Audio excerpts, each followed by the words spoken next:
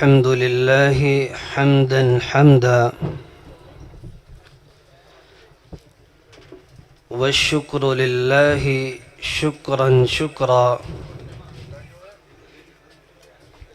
أشهد أن لا إله إلا الله وحده لا شريك له، وأشهد أن محمدا عبده ورسوله. أما بعد، أعوذ بالله السميع العليم من الشيطان الرجيم، من همزه ونفخه ونفثه. بسم الله الرحمن الرحيم.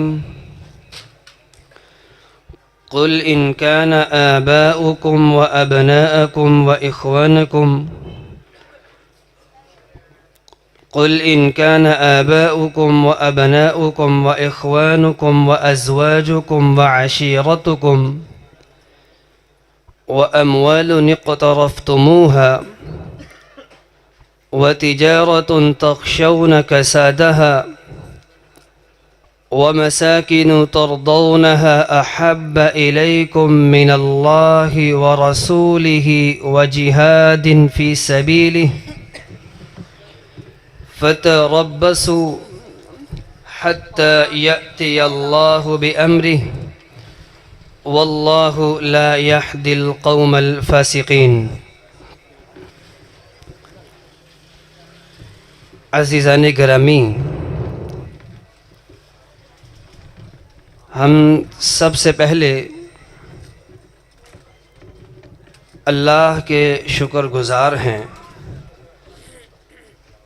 جس مالک ملک خالق کل نے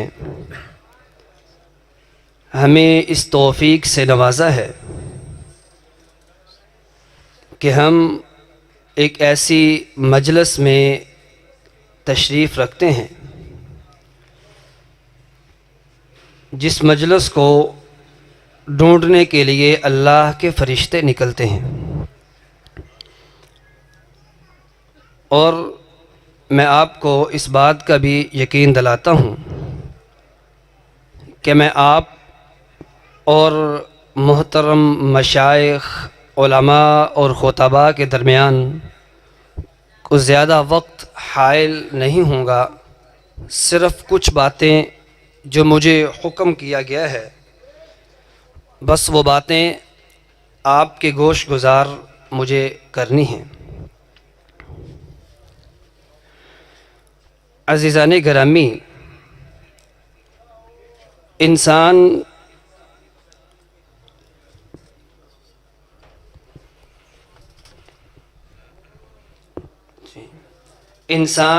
جب بھی حرکت کرتا ہے تو اس حرکت کے عوامل میں اس حرکت کا کوئی سبب ہے جس کو ہم قوت محرکہ کہتے ہیں. قوت محرکہ، اس کا مطلب یہ ہے کہ جب بھی انسان حرکت کر رہا ہے، اس کی حرکت، اس کا سبب کیا ہے. تو یاد رکھیے گا، انسان جب بھی کوئی حرکت کرے گا اس کا سبب محبت ہے یا نفرت ہے، اور اس کی بات کرنے کے انداز سے، اس کے رویے سے، اس کے عمل سے یہ بات بالکل واضح ہو جاتی ہے کہ قوت محرکہ محبت ہے یا نفرت ہے. اور یہ محبت بالخصوص اس کے رشتے انسانی زندگی میں وہ تعلقات کی وجہ سے ہوتے ہیں یا رشتوں کی وجہ سے ہوتے ہیں. اس دنیا کی زندگی میں ہمارا سب سے بڑا رشتہ، ہمارا سب سے بڑا تعلق، ہمارا ناطہ وہ اللہ کی ذات کے ساتھ ہے اشد حبا للہ، سب سے زیادہ اگر محبت کا رشتہ ہے تو وہ اللہ کے ساتھ ہے، اس کے ساتھ۔ اس دنیا کائنات میں ہمارا جو سب سے زیادہ مضبوط تعلق رشتہ اللہ کے بعد اگر ہے تو وہ نبی اکرم، نبی مکرم، رسول معظم صلی اللہ علیہ وآلہ وصحبہ وسلم کی ذات اقدس سے ہے۔ تو ہمارے رویوں سے، ہمارے طور طریقوں سے اس بات کا پتہ چلنا ہے کہ قوت محرکہ واقعی محبت ہے۔ بات کہنے کی یہ ہے کہ جب ہم اپنے رویوں میں محبت کا ثبوت جب تک نہیں دیں گے، اپنے طور طریقوں سے، اطوار سے محبت کا ثبوت نہیں دیں گے، تب تک یہ بات نہیں جانی جا سکتی کہ واقعی جو طریقے ہم اختیار کر رہے ہیں اس کے بیک پہ محبت ہے یا کچھ اور ہے۔ اس لیے ہمیں وہ محبت جو رسول اللہ صلی اللہ علیہ وسلم سے ہے، اس کے لیے ہمیں وہ طریقے بھی اپنانے ہیں، وہ کام، وہ معاملات، وہ چیزیں جس سے ہم یہ ثابت کر سکیں کہ واقعی ہمارے جو طور طریقے ہیں وہ محبت والے ہیں۔ عزیزان گرامی، سنن الدارمی کی غالباً روایت ہے، رسول اللہ صلی اللہ علیہ وسلم مدینہ میں ابھی ہجرت کر کے تشریف نہیں لائے، تو مدینہ کے ایک نواحی گاؤں میں، ایک بستی میں ایک فیملی رہائش پذیر تھی۔ اس میں ایک فرد، ایک نوجوان جس کا نام عبدالعزیٰ ہے، عزیٰ ایک بت کا نام تھا، اسی کے نام سے عبدالعزیٰ رکھ لیا، جیسے ہم اللہ کے نام سے عبداللہ رکھتے ہیں، عبد الرحمن رکھتے ہیں، ویسے ہی عزیٰ سے عبدالعزیٰ رکھ لیا۔ عبدالعزیٰ کے والد گرامی اس دنیا سے رخصت ہوئے تو پرورش ان کی چچا نے کی۔ چچا بڑی محبت سے پیش آتے، ان کے ساتھ الفت محبت کا رویہ رکھتے۔ عبدالعزیٰ نے بھی بڑے پیار سے اور انتہائی زیادہ ان سے ایک محبت کا رشتہ رکھا، ان کی خواہش کا احترام کیا، ان کی پسند اور ناپسند کا مکمل خیال کیا۔ اسی دورانیے میں رسول معظم صلی اللہ علیہ وسلم مدینہ منورہ میں تشریف لے آتے ہیں۔ ہجرت کر کے تشریف لائے۔ عبدالعزیٰ نے دیکھا، سنا کہ مدینہ میں ایک نبی آئے ہیں، اچھا اخلاق ہے، بہترین تعلیمات ہیں، محبت بانٹتے ہیں۔ انہوں نے اس تعلیمات کی طرف رخ کیا تو وہ تعلیمات، وہ اخلاق، وہ رسول اللہ صلی اللہ علیہ وسلم کا وہ دین اسلام وہ دل میں گر کر گیا۔ تو دل ہی دل میں اس بات کا پختہ عزم کر لیا کہ اب اسلام قبول کرنا ہی کرنا ہے، لیکن چچا کا انتظار کیا کہ چچا اسلام قبول کرے تاکہ اس کے بعد میں کروں، لیکن چچا وہ اسلام قبول کرنے کی طرف آ ہی نہیں رہا۔ ایک دن عبدالعزیٰ اپنے چچا کے پاس پہنچے اور کہنے لگے، پیارے چچا، میں نے آپ کا بڑا انتظار کیا، آپ اسلام قبول نہیں کر رہے، لیکن اب آج پہلی دفعہ آپ کی منشا کے برخلاف، آپ کی خوشی اور چاہت کے برخلاف میں اس بات کا اعلان کرتا ہوں کہ میں محمد الرسول اللہ صلی اللہ علیہ وسلم کا کلمہ پڑھنے جا رہا ہوں۔ چچا یہ بات سن کے انتہائی غصے میں آ گئے اور کہنے لگا، یہ تمہارے پاس جتنا بھی مال ہے، تمہارے پاس جو بھی ہے، حتیٰ کہ پہنے ہوئے کپڑے بھی، وہ میرے مال کے ہیں۔ اگر تو نے کلمہ پڑھنا ہے پڑھ، مجھے کوئی پرواہ نہیں، لیکن جو تجھ کو میری وجہ سے ملا ہے وہ تمہیں واپس کرنا پڑے گا۔ عبدالعزیٰ نے ہر چیز حتیٰ کہ کپڑے بھی اتار کے واپس کیے اور اپنی والدہ کے پاس پہنچے۔ والدہ نے حالت زار کو دیکھا تو ایک کپڑا دیا، ایک ٹاٹ نما کپڑا دیا کہ بیٹا اس کو اپنے بدن پر لپیٹو۔ عبد العزیٰ نے اس کو 2 حصوں میں تقسیم کیا، اپنے بدن پر لپیٹا۔ مسجد نبوی کے پاس پہنچتے ہیں، رات بسر کی، رسول اللہ صلی اللہ علیہ وسلم سے ملاقات ہوئی۔ آپ نے پوچھا عبد العزیٰ یہ کیا، اے نوجوان تو نے یہ کیا حال کیا ہے؟ اپنی ساری کی ساری رودات بیان کی، اسلام قبول کیا۔ عبد العزیٰ سے رسول اللہ صلی اللہ علیہ وسلم نے عبداللہ نام رکھ دیا۔ عبداللہ رضی اللہ عنہ آپ صلی اللہ علیہ وسلم کے ساتھ رہے، آپ کے لیے اپنا مال، اپنے رشتہ دار، اپنے چچا کی محبت، حتیٰ کہ سب کچھ قربان کرنے کے بعد وہ قوت محرکہ جو محبت والی تھی اس کو سامنے رکھتے ہوئے اپنی زندگی کو رسول اللہ کے لیے وقف کرتے ہیں صلی اللہ علیہ وسلم۔ اور ایک وقت وہ بھی آن پہنچا کہ آپ صلی اللہ علیہ وسلم غزوہ تبوک کے لیے تشریف لے جا رہے ہیں، اور غزوہ تبوک کے سفر میں عبداللہ رضی اللہ عنہ، وہی جو عبد العزیٰ ہوا کرتے تھے، کہنے لگے اللہ کے نبی میرے لیے دعا فرمائیے گا، اللہ مجھے شہادت کا بلند ترین رتبہ نصیب فرما دے۔ آپ نے ہاتھ اٹھائے اور کہا اے اللہ عبداللہ کا خون کافروں پر حرام کر دے، کوئی کافر اس کو کچھ نہ کہہ سکے۔ عبداللہ کہنے لگے اللہ کے نبی میں نے آپ سے گزارش کی ہے کہ آپ میرے لیے شہادت کی دعا مانگ دیں، اور آپ نے بالکل اس کے برعکس بات کر دی ہے۔ آپ نے فرمایا میرے پیارے صحابی، اگر اللہ کے راستے میں نکلے ہوئے تبھی موت بھی انسان مرتا ہے، فوت ہوتا ہے، وہ شہادت کا رتبہ ہی ہے۔ غزوہ تبوک میں جنگ اور قتال کی نوبت نہیں آئی، لیکن اس جہاد کے سفر میں عبداللہ رضی اللہ عنہ وہ اللہ کے پاس پہنچ جاتے ہیں۔ اس سفر میں عبداللہ ابن مسعود رضی اللہ عنہ وہ بھی شریک ہیں، شریک سفر ہیں۔ باقی کی ساری بات ان کی زبانی حدیث کی روشنی میں سنیے گا۔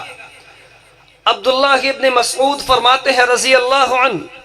ایک رات میں نے دیکھا ایک جگہ پر روشنی ہے، کافی سارے لوگ اکٹھے ہیں، تو میں وہاں پہنچا دیکھوں ہوا کیا ہے۔ تو میں آگے بڑھا، وہی عبداللہ رضی اللہ عنہ کچھ وقت پہلے آپ صلی اللہ علیہ وسلم کی آپ صلی اللہ علیہ وسلم سے شہادت کے لیے دعائیں کروانے والے اللہ کے پاس پہنچ چکے ہیں، اور اس دنیا میں سب سے بہترین لوگ، سب سے بہترین ہستیاں نبی اکرم صلی اللہ علیہ وسلم، ابو بکر و عمر رضی اللہ عنہما عبداللہ کی میت کو اٹھائے ہوئے قبر میں لحد میں اتار رہے ہیں، اور آپ فرما رہے ہیں اکرم کما اخاکما، میرے پیارے ابو بکر، میرے پیارے عمر، عبداللہ کی میت کو انتہائی عزت و احترام سے رکھنا۔ یہ میرا وہ صحابی ہے جس نے اپنی زندگی، اپنا مال، اپنی جان، ہر چیز میرے لیے قربان کی تھی، میری محبت کی خاطر اپنی ہر چیز کو میرے لیے وقف کیا تھا، اور اپنے اللہ سے دعائیں مانگ رہے ہیں اللہم انی امسیت راضیا فرض عن، اے میرے اللہ یہ میرا عبداللہ تیرے پاس پہنچ چکا، تیرا مہمان بن چکا ہے، میرے مالک کل شام تک میں اس عبداللہ سے راضی تھا، فرض عن، میرے اللہ تو بھی اس سے راضی ہو جا۔ عزیزان گرامی، بات کہنے، سمجھنے اور سمجھانے اور عمل کی بات یہ ہے کہ جب ایک مسلمان اپنے مال کو، اپنی جان کو، اپنے ہر چیز کو اللہ کی محبت کے لیے، رسول اللہ کی محبت کے لیے قربان کرتا ہے، پھر اللہ زندگی بھی شان سے دیتے ہیں، اور موت بھی اللہ بڑے اطمینان سے اور شہادت کے رتبے نصیب فرما دیتے ہیں۔ عزیزان گرامی، اس کے ساتھ ہمیں اس بات کو بھی سمجھنا ہے،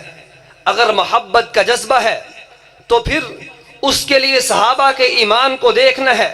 صحابہ کے طرز عمل کو، وہ قوت محرکہ جس سے صحابہ نے اپنے آپ کو بھی پیش کیا، حتیٰ کہ اپنے قریبی رشتہ داروں کو وہ بھی پیش کرتے ہوئے نظر آتے ہیں۔ السنن الصغریٰ کی روایت ہے، غزوہ احد کا واقعہ ہے۔ آپ کے دندان مبارک شہید کر دیے گئے۔ سعد رضی اللہ عنہ وہ دیکھتے ہیں کہ میرے بھائی نے آپ کے دندان مبارک شہید کیے ہیں،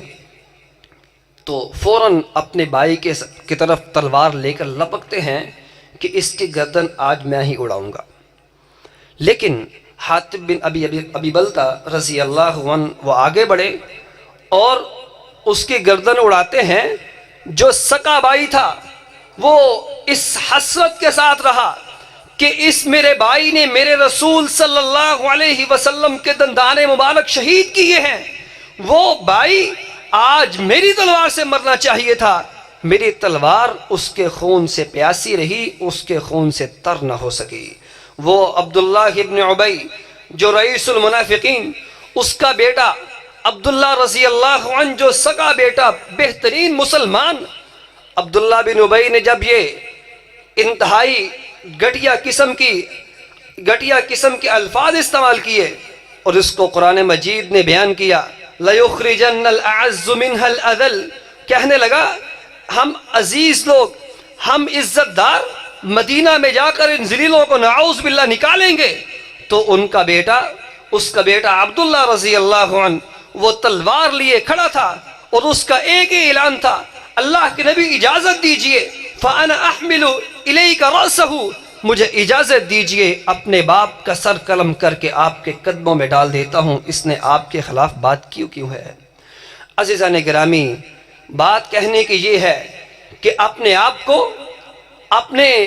قریبی رشتہ داروں کو اللہ کی محبت کے لیے، رسول اللہ صلی اللہ علیہ وسلم کی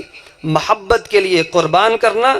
یہ صحابہ کا عمل ہے اور ہمارا بھی یہی عمل ہونا چاہیے۔ اسی کے ساتھ ساتھ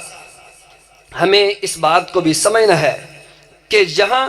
ہم آپ صلی اللہ علیہ وسلم کی ذات کے لیے اپنے آپ کو قربان کرنے کا عزم رکھیں، وہاں آپ کی بات کے لیے، آپ کے مشن کے لیے بھی اپنے آپ کو پیش کرنا، ہمیں اس بات کا بھی احساس ہونا چاہیے۔ آپ صلی اللہ علیہ وسلم مدینہ الرسول میں، مدینہ منورہ میں تشریف لاتے ہیں۔ انصاری صحابہ نے آپ صلی اللہ علیہ وسلم ان کا مکمل ساتھ دیا، صحابہ کا ساتھ دیا، لیکن ایک وقت وہ بھی ہوا جب رسول اللہ صلی اللہ علیہ وسلم نے دیکھا کہ انصاری صحابیوں نے اپنے باغوں کے ارد گرد دیواریں بنا لی ہیں کہ لوگ ہمارے باغ میں آ کر پھل لیتے ہیں، اس کو کچھ نہ کچھ نقصان پہنچاتے ہیں۔ آپ نے دیکھا تو بڑے حیران ہوئے، یہ انصاریوں نے کیا گیا؟ یہ تو وہ لوگ تھے اپنے مال کو دیوانہ وار اپنے بھائیوں کے لیے پیش کر رہے تھے۔ آپ صلی اللہ علیہ وسلم نے سب لوگوں کو مسجد میں اکٹھا فرمایا اور ان کے لیے آپ نے ایک وعظ فرمایا اور فرمایا، میرے انصاری صحابیوں، تم اپنے باغوں کے ارد گرد دیواریں اس لیے بنا رہے ہو کہ ہمارا پھل کوئی کھائے نا؟ اور اللہ کے بندو، انسان تو انسان، اگر آپ کے باغ سے کوئی جانور بھی پھل کھاتا ہے، اللہ نے اس کا بھی آپ کو ثواب اور اجر اس کا بھی دینا ہے، اور آپ نے انسانوں کے لیے دیواریں بنا لی ہیں۔ آپ کی بات کو سننا تھا۔ آپ کی ذات پر جان چھڑکنے والے صحابہ، وہ صحابی، وہ اللہ کے وہ برگزیدہ لوگ، جب آپ کی بات کو سنا تب بھی وہ جان چھڑکتے ہوئے رسول اللہ صلی اللہ علیہ وسلم کی بات پر فوراً اٹھے، اپنی دیواروں کو توڑ دیا اور یہ اعلان کیا کہ آج کے بعد جو چاہے ہمارے باغ میں آئے اور آ کر پھل کھا سکتا ہے، اس کو کوئی روک ٹوک نہیں ہے۔ آخری گزارش یہ ہے کہ مسلمانوں، وہ تمام کے تمام جذبات،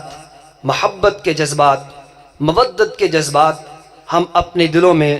محسوس کرتے ہیں، اس کا اظہار کرتے ہیں، لیکن آخری بات جو آپ سے کرنا چاہتا ہوں، اس ساقی کوثر کانفرنس کا جو ایک سبق ہم سب کو لینا چاہیے، وہ ہمیں اس بات سے بھی لیا جا سکتا ہے۔ صحیح بخاری کی روایت ہے، ابو سفیان ابھی اسلام قبول نہیں کیا، غزوہ فتح مکہ اس سے کچھ پہلے کی بات ہے کہ حضرت عباس رضی اللہ عنہ ان کی پشت پناہی میں،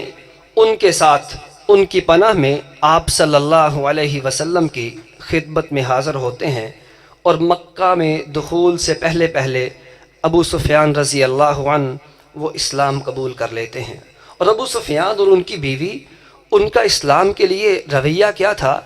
اسلام کے لیے ان کی دشمنی کیسی تھی، ان کا سخت ایک طرز عمل کیا تھا، وہ کسی سے مخفی نہیں تھا، وہ کچھ بھی پوشیدہ نہیں تھا۔ ابو سفیان کی بیوی ہندہ یہ وہی تھی جو آپ صلی اللہ علیہ وسلم کے چچا کو شہید کروانے والی، ان کا مسئلہ کروانے والی۔ اور جب آپ صلی اللہ علیہ وسلم کے چچا کے ساتھ ابو سفیان رضی اللہ عنہ نے اسلام قبول کیا تو مکہ پہنچے، ان کی بیوی ہندہ کو پتہ چلا کہ میرے خامد نے اسلام قبول کر لیا، اس کی داڑھی کو پکڑ کے کھینچا، تمام لوگوں کے سامنے اس کی تذلیل کی اور کہنے لگی یہ دیکھو اس بوڑھے نے اسلام قبول کر لیے، یہ بے دین ہو گیا، بد دین ہو چکا، اس نے اسلام قبول کر لیا ہے۔ لیکن جب نبی اکرم صلی اللہ علیہ وسلم مکہ میں تشریف لاتے ہیں، آپ کے اخلاق کو دیکھا، آپ کی سیرت کو پڑھا، اس کو آنکھوں سے دیکھا، آپ کے تمام معاملات کو دیکھا، وہ سب لوگ آپ کے سامنے تھے جنہوں نے آپ کو تکلیفیں پہنچائی تھی، ایک ہی بات کے ساتھ لا تثریب علیکم اليوم، آج کے دن تم پر کوئی سرزش نہیں، جاؤ تم سب کو میں نے معاف کر دیا۔ آپ کی سیرت کو دیکھ کر ہندہ اسلام قبول کرتی ہے اور اپنے کمنٹ کو باز کرتی ہے اور کہتی ہے یا رسول اللہ صلی اللہ علیہ وسلم، آج کے دن سے پہلے سب سے برا چہرہ بھی آپ کا تھا، سب سے برا شہر بھی آپ کا تھا، سب سے برا دین بھی آپ کا تھا، آج آپ کی سیرت کو دیکھا، آپ کے اخلاق کو دیکھا، آج اس بات کا احساس ہوا سب سے خوبصورت چہرہ بھی آپ کا، سب سے خوبصورت شہر، سب سے خوبصورت دین بھی آپ کا۔ سمامہ رضی اللہ عنہ کو دیکھیے، ان کی بھی کیفیت ایسی ہی تھی، انتہائی سخت، مسلمانوں کے حوالے سے انتہائی شدت پسندی، لیکن جب اخلاق کو دیکھا، سیرت کو دیکھا تو پھر یہی بات تھی، ان تقتل تقتل ذا دم وان تنعم تنعم ذا شاکر۔ نبی صلی اللہ علیہ وسلم پوچھتے تھے سمامہ کیسے ہو؟ سخت جواب ملتا تھا، قتل کرو گے تو قتل کا بدلہ لیا جائے گا، میں نے بھی قتل کیے تم بھی قتل کرو، اگر احسان کر کے چھوڑو گے تو احسان بھی کروں گا۔ لیکن اخلاق کو دیکھا تو ایک ہی بات تھی، یا رسول اللہ صلی اللہ علیہ وسلم، آج سے پہلے سب سے برا چہرہ، سب سے برا شہر، سب سے برا دین آپ کا ہی تھا، لیکن آج آپ کی سیرت کو دیکھا ہے، آپ کے اخلاق، آپ کے معاملات کو دیکھا ہے، سب سے خوبصورت شہر بھی آپ کا، چہرہ بھی آپ کا، دین بھی آپ کا۔ تو ہمیں اس بات سے سمجھنا ہے کہ ہم انشاءاللہ اللہ کی توفیق سے آپ کی سیرت کو پڑھیں گے، وہ کتابیں، وہ بیان جو آپ کی سیرت کے حوالے سے ہیں بالخصوص اس کو سنیں گے، ان کتابوں کو پڑھیں گے، کچھ نہ کچھ ان سے آگاہی حاصل کریں گے اور ہم سمجھیں گے ہمارے نبی صلی اللہ علیہ وسلم کی سیرت ہے کیا، آپ کا اخلاق ہے کیا، اور آپ کے اخلاق کو سیکھنے، سکھانے اور انشاءاللہ اس پر عمل کرتے اپنی زندگی کو گزاریں گے۔ اللہ ہمیں اس کی توفیق سے نوازے، ہم اپنے آپ کو، اپنے مال کو اور اپنی جان کو، اپنی ہر چیز کو جس طرح ہم دعویٰ رکھتے ہیں، جذبات رکھتے ہیں، اللہ ہمیں اس کی عمل کی بھی توفیق سے نوازیں، اور آپ کے اخلاق، آپ کی سیرت اور آپ کے اطوار کو پڑھنے، اس پر عمل کی اللہ توفیق سے نوازیں۔